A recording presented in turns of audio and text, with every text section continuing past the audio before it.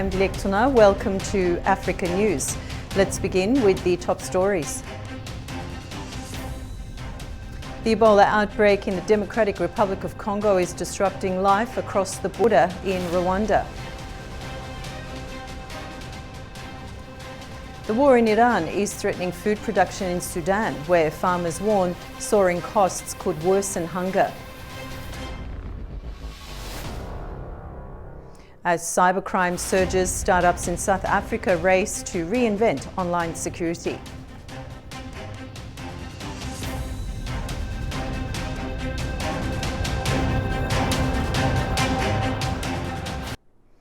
The Ebola outbreak in the Eastern Democratic Republic of Congo is now disrupting trade and daily life across neighbouring Rwanda, where tighter border controls are affecting thousands of people who rely on cross-border movement for work.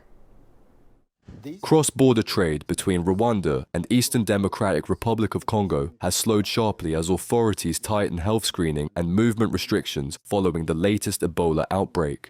At the Petite Barrière crossing between Rubavu and Goma, one of the region's busiest border points, traders and transport operators say the restrictions are severely affecting livelihoods. Before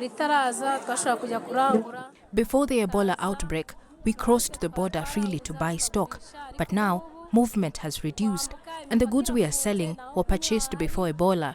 We understand the health concerns, but we are worried about how long this... Health officials warn that the high level of daily movement across the border continues to pose a major transmission risk as the outbreak spreads across eastern Congo. Transport operators say income has fallen sharply as fewer people and goods are allowed to cross.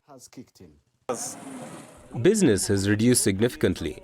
Before the Ebola outbreak, we crossed several times a day transporting vegetables, fruits and passengers. But now movement is restricted.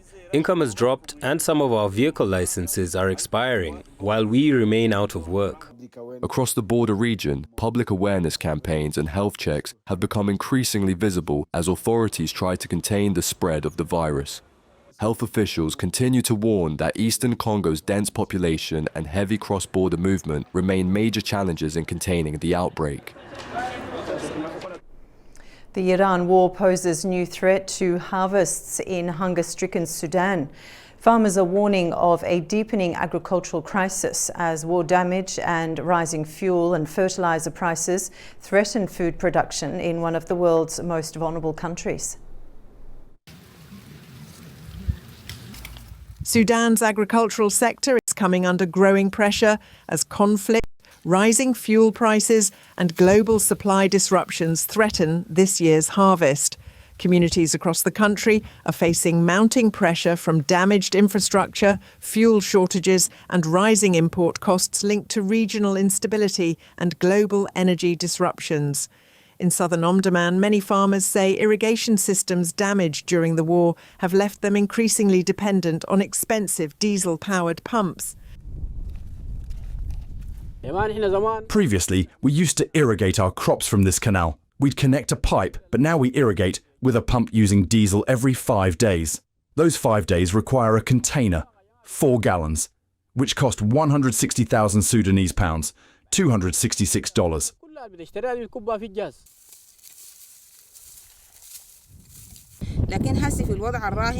For the time being, there is no water, the cultivated areas are limited, and the workforce has stopped, and its percentage has become very small due to the water shortage. There is no water except from artesian wells. Those who can afford it install solar panels, and those who cannot, their land is left uncultivated. Farmers' representatives say only a fraction of available farmland is currently being cultivated after irrigation infrastructure was damaged during the fighting.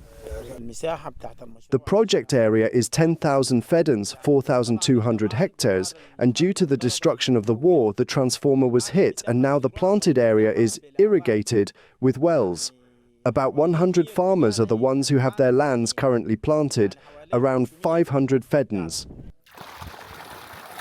Sudanese officials warn the conflict in the wider region is adding further pressure to an already fragile agricultural sector. Petroleum products and fertilizers, it's known that all of which passed through the Strait of Hormuz, which led to a significant price increase, as well as their availability in Sudan at the appropriate time. The Agricultural Bank has certainly taken these challenges and their impacts into account. We will work to alleviate the burden on Sudanese farmers by providing these inputs, including fertilizers, on better terms over longer payment periods. The United Nations says Sudan is now facing one of the world's worst food crises, with millions already experiencing severe hunger. Food security experts warn that if farmers reduce planting or fertilizer use, crop production could fall dramatically.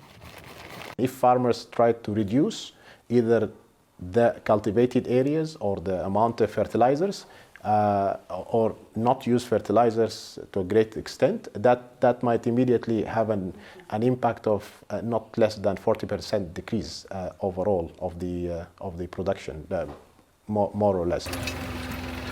Aid agencies warn that without urgent support for farmers and agricultural infrastructure, the crisis could deepen food insecurity across Sudan and beyond.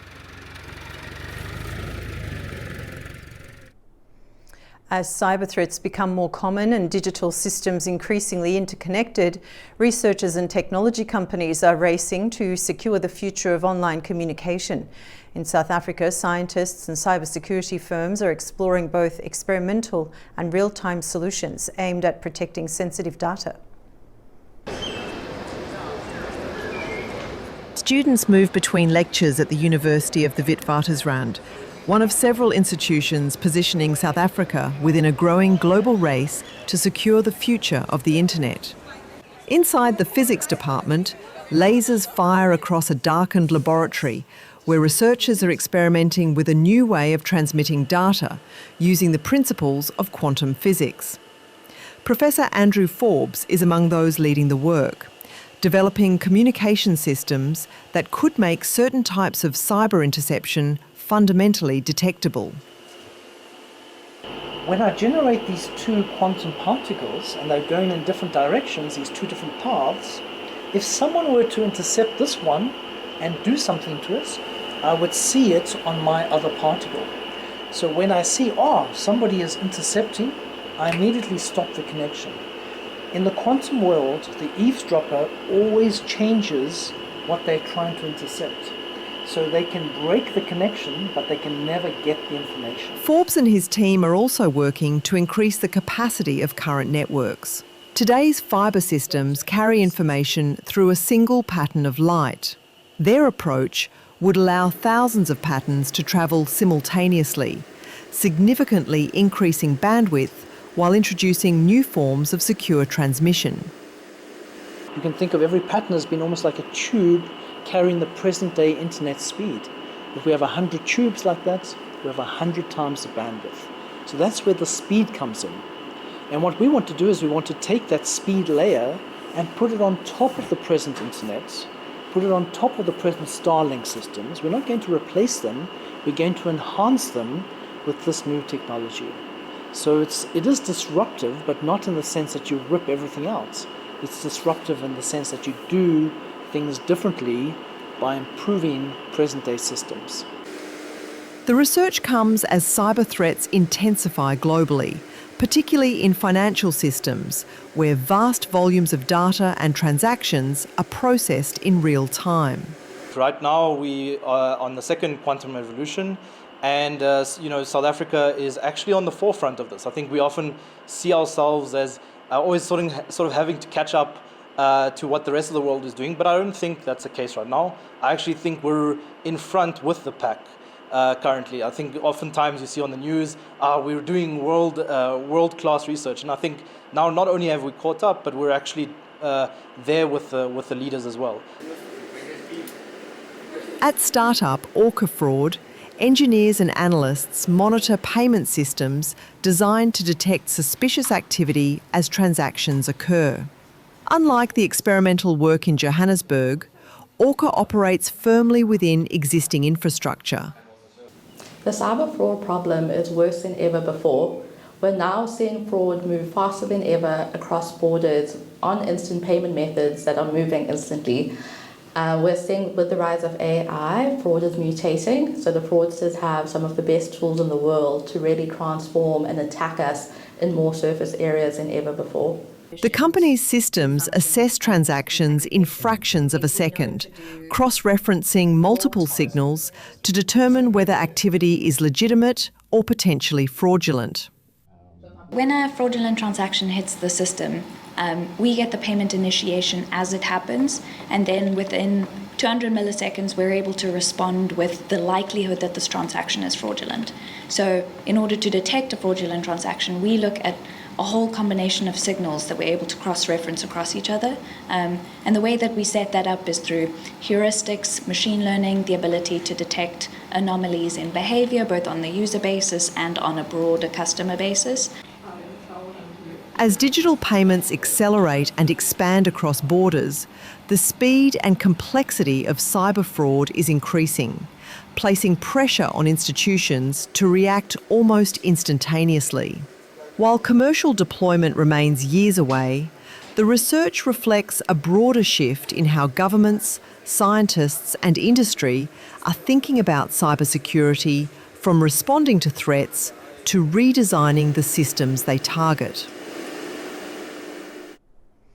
Scientists in South Africa are warning of a major ecological shift after great white sharks largely disappeared from parts of the country's coastline, once known as global hotspots for shark sightings.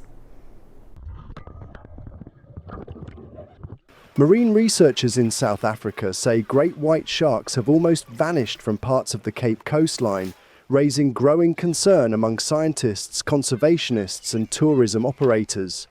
In Gansbaai, once considered one of the world's leading locations for great white shark sightings, researchers say sightings have dropped dramatically over the past decade.